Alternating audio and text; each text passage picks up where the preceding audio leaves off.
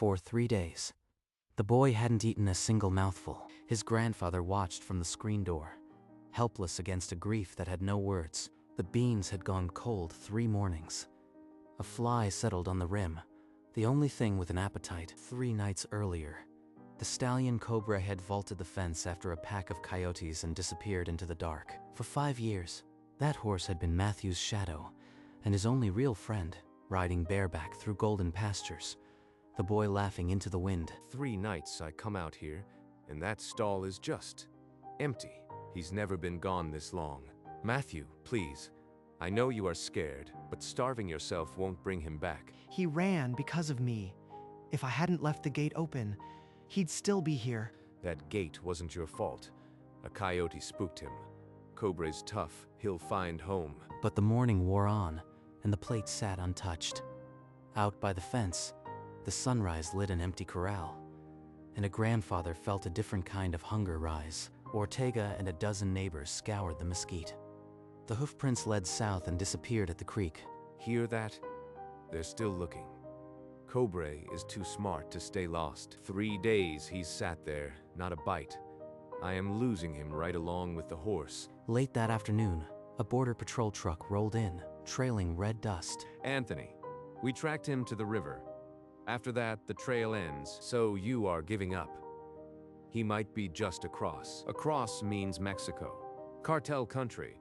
My orders don't cover a horse across the border. You know that. Anthony's jaw clenched. The law that had been his whole life felt like a cage for the first time. He's arguing because of me. If I hadn't left that gate open, none of this would be happening. Night fell again, and the beans turned cold. But this time, Anthony wasn't watching the corral. He was watching the road south. By the 4th morning, Matthew could barely hold his head up. His lips were cracked, his eyes unfocused. Just a sip, mijo. That's all I am asking. Your grandmother would never forgive me if I let you slip away. The nurse from the clinic had left a glass of water beside the cold beans. It sat untouched on the rail. She'd warned that if the boy didn't take fluids by nightfall, his kidneys would begin to fail. 3 days without Cobra, and now my grandson's slipping away. I can't lose them both. Lord, I haven't asked you for much, but bring him back, please, for the boy. He stayed in the barn long after dark, the stall empty, except for the halter on its hook. Then, a sound. That's a horse. A whinny, far off but clear as a bell. Then hoofbeats growing steadier in the night. Cobra? Could it be? Dawn broke cold and clear over the mesa. Matthew sat on the porch as he had every morning, but this time his head lifted. Something's moving out there in the dust. A horse. It's a horse. A silhouette broke through the golden haze, a dark bay stallion, trotting straight for the corral gate. Abuelo, Abuelo, it's him. Cobra came back. Matthew hurled himself off the porch as Cobra closed the last 50 yards. The stallion's sweat-soaked coat glinting hard in the sun. The horse lowered his massive head and nickered, a raw, exhausted sound. But his ears were forward. Sweet mercy, you are home. You are really home. Ortega was already outside, and both men saw it at the same moment. A dark leather pouch strapped tight to the saddle horn. The rawhide knots, crude and deliberate. What the devil is that? That wasn't there when he left. Silence fell over the yard. No one reached for the pouch. No one spoke. But every man there felt the weight of something unfinished hanging in the air. Ortega stepped forward and worked the rawhide knot free. His fingers steady, but his jaw tight. Anthony took the pouch and pulled open the flap. The leather was still warm from the horse's body. A folded paper, a small blue passport, and a crumpled hand-drawn map tumbled onto the porch planks. Wait, I know that name. Ana Castillo. She's the one from the bulletin 6 weeks ago. The drawing unfolded to reveal a crude but unmistakable image. A stick-figure girl behind black bars, and a horse with a saddle. A plea. That child drew this for someone to find. She's been locked up with those men. And Cobra came back, carrying her cry for help. That X marks 12 miles south, on the old Santa Elena Trail, right into cartel territory. Without a word, Ortega slipped off his mirrored sunglasses. Then his hat. The other men on the porch did the same. one by one, hats in hands, in the middle of the porch.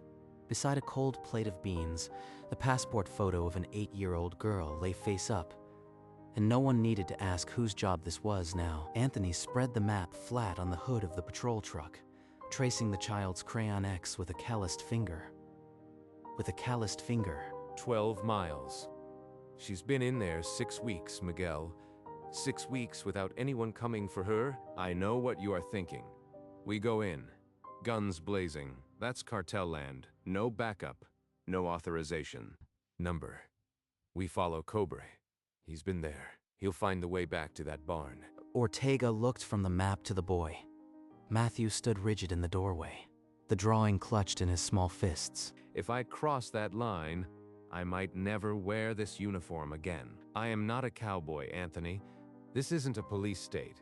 We got protocols. Protocols won't bring that girl home. My horse just did more than your entire sector. A bitter silence stretched between them. Then, Ortega holstered his sidearm and met Anthony's eyes.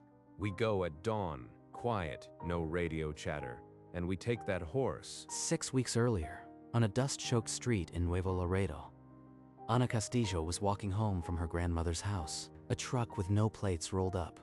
Masked hands grabbed her before she could make a sound, and the door slammed shut. They're going to hurt me. Please, someone, anyone, hear me. They locked her in a barn with no windows.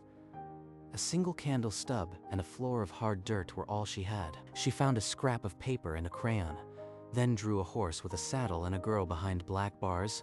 If a horse comes by, maybe he can carry my message. I'll draw the map too, so they can find me. Then hooves sounded outside the barn door. Anna scrambled and slipped the folded drawing under the crack. A dark muzzle snuffled the paper in the dirt, then gently lifted up. Cobra had wandered from a nearby ranch, thirsty and lost. Who strapped the pouch to his saddle remained a mystery. The horse simply turned north, carrying the plea. Against all odds, that fragile drawing found its way across 12 miles of desert, straight to the Reyes porch. Before first light, Anthony pulled the girth tight on Cobra's saddle. Matthew stood in the barn door, silent. You already saved her once, didn't you, boy? Now show me where. Let me come. I am not afraid anymore. Number. You are the reason I am going. You stay, you eat, and you keep that drawing safe. Anthony unpinned the red bandana from his own neck and pressed it into Matthew's hands. I carried this in the Gulf. It's lucky. Now it's yours until I get back. Bring her back, abuelo, and you come back too. Cobra walked out unchained, and Ortega fell in behind him. The horse's instinct now their only guide. Come back. Please come back. The sun climbed over the mesa, and 3 figures shrank into the desert, swallowed by the haze. Cobra moved without hesitation, threading mesquite and catclaw. The sun hammered down, sweat foamed the stallion's shoulders. He remembers every scratch he took getting home.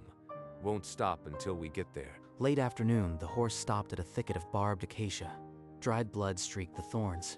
That's fresh. He tore himself up coming through here.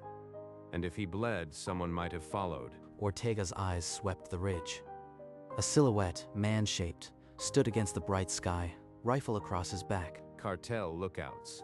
If they spot us, we won't make it to the barn. We go quiet and we go fast.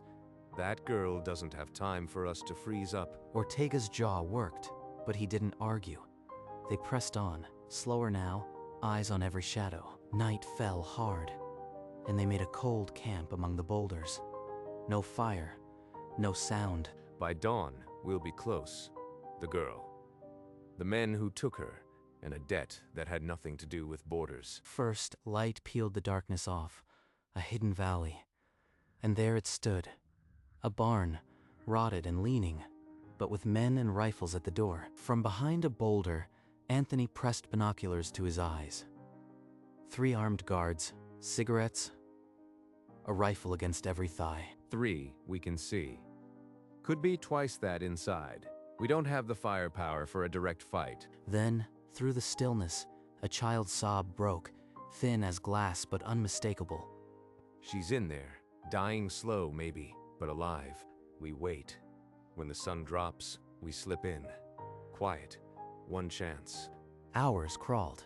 The sun blazed, then bled orange against the mesas.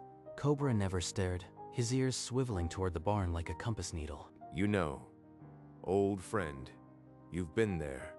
Show us the way when the shadows fall. As darkness swallowed the valley, Ortega racked around into his sidearm. The only sound was a whisper of wind and a distant, muffled hymn from the barn. She's prayed long enough. Time to answer. At full dark, they traded a single look and crept through a gap in the barn's rotting planks. Inside, the barn was silent, except for the slow drip of water. Nothing but cobwebs and an old salt lick. Then Anthony's boot touched something soft.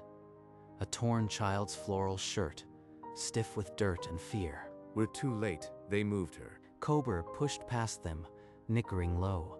His front hoof scraped at the packed earth, insistent. Ortega shoved the straw aside. His fingers caught the edge of a heavy wooden trapdoor, and he heaved. A flashlight beam cut into the dark below. A half-dozen small faces stared up, blinking, too scared to cry. Cobra, you found us.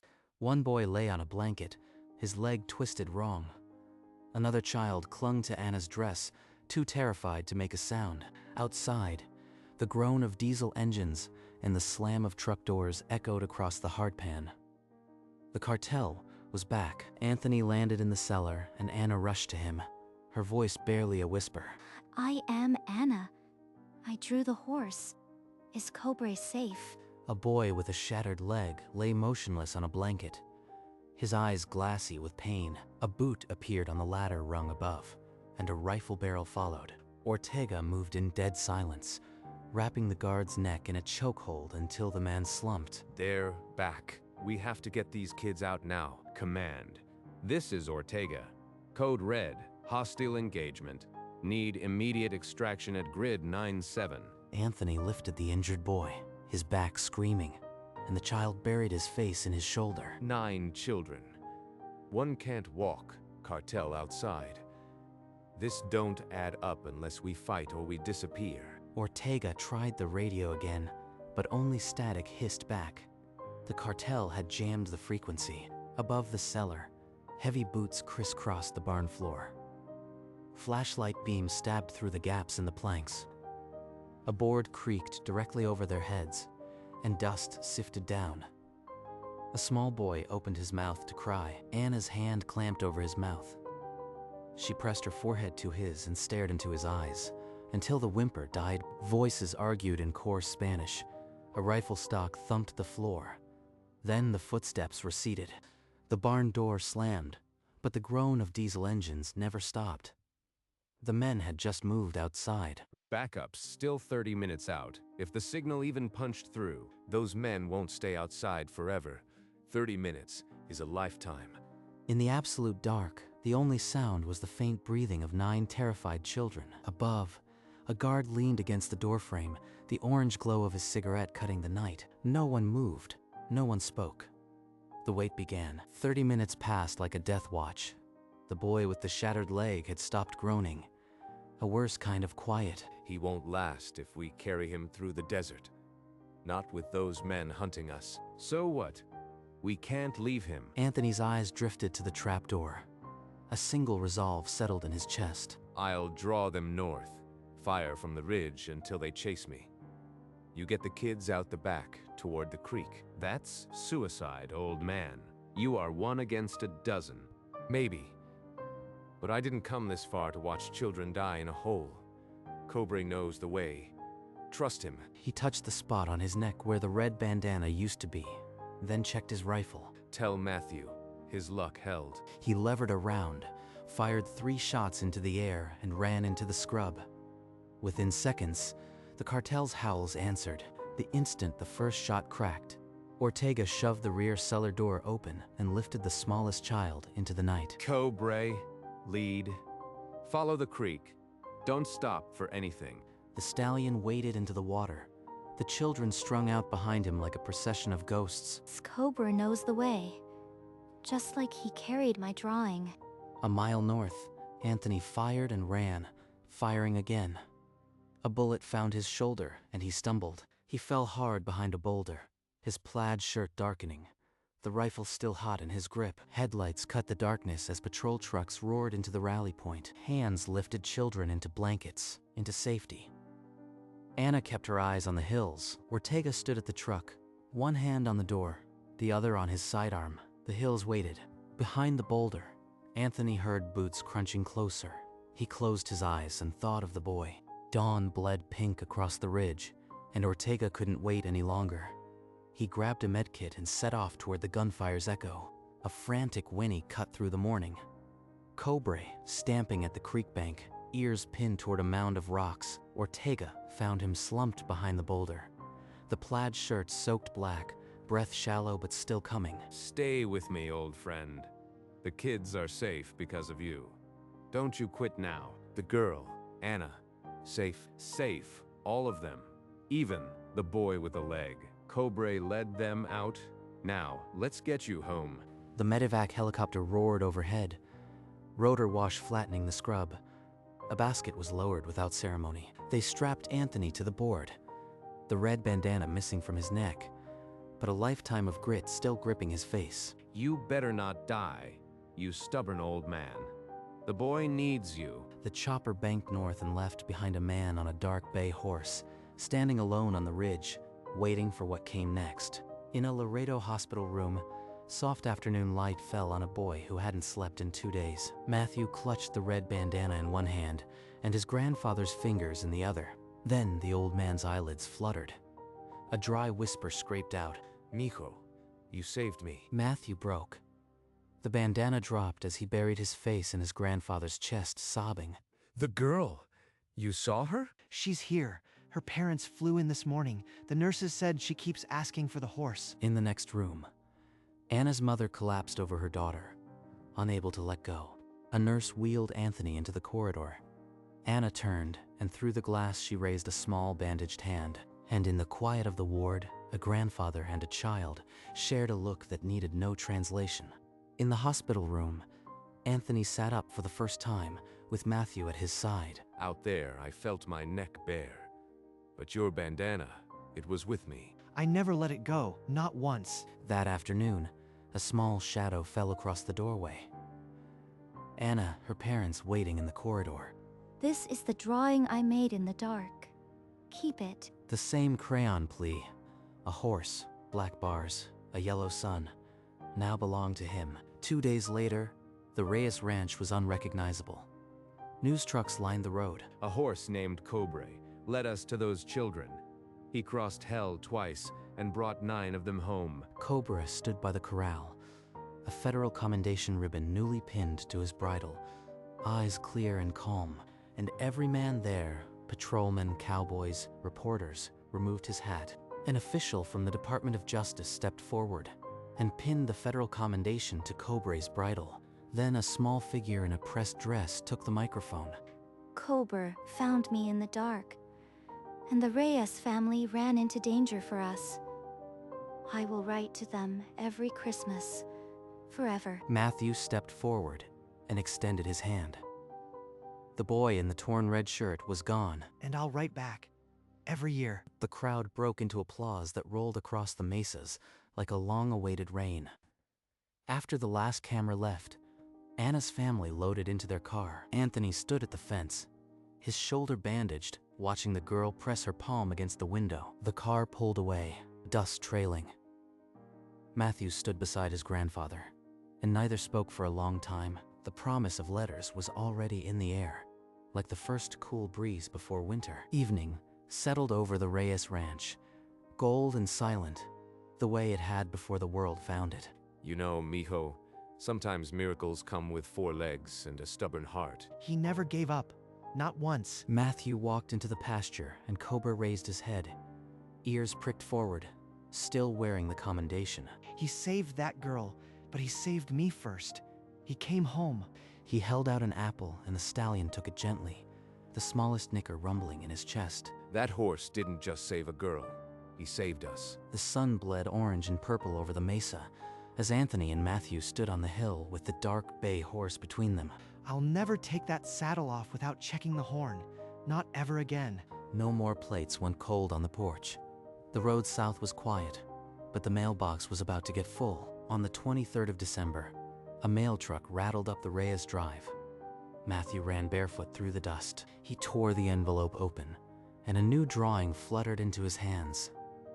Cobre with angel wings, a stick figure girl waving. Abuelo. She sent a picture for Cobre and a letter. The letter was short, written in careful pencil. Querido Matthew, I am in school now. I drew Cobre with wings because he flew me out of the dark. Te quiero, mi amigo. I will never forget. Matthew handed the drawing to his grandfather, who studied it for a long while, his eyes soft. That little girl knows exactly what a miracle looks like. They pinned the drawing beside the old one on the refrigerator. 12 miles away, Anna had already started the next letter. Every Christmas, I'll write back every single year. And in the barn, Cobre stood in the warm light of his stall, a white ribbon pinned to his bridle, and a promise sealed in the air. A quarter-century later, a tall man in worn plaid walked down the dusty road to the mailbox. Inside, a letter with a Mexican stamp. The handwriting was still careful, still small. Querido Matthew, I graduated from university today. I am the first in my family. Thank you, my friend. You saved my life. A photograph fell out. A young woman in a cap and gown, smiling under a bright sun. Matthew walked to the barn where a gray-muzzled dark bay stood in the same stall. You remember her? Boy, the little girl in the dark. She's all grown up now. Cobra lowered his head and blew a long, soft breath against the photo. The sun dropped behind the mesa, lighting the adobe gold. Inside the barn, a letter was folded and placed in the shoebox beside all the others. A life saved, a promise kept, and a horse who proved that the distance between two countries is no distance at all.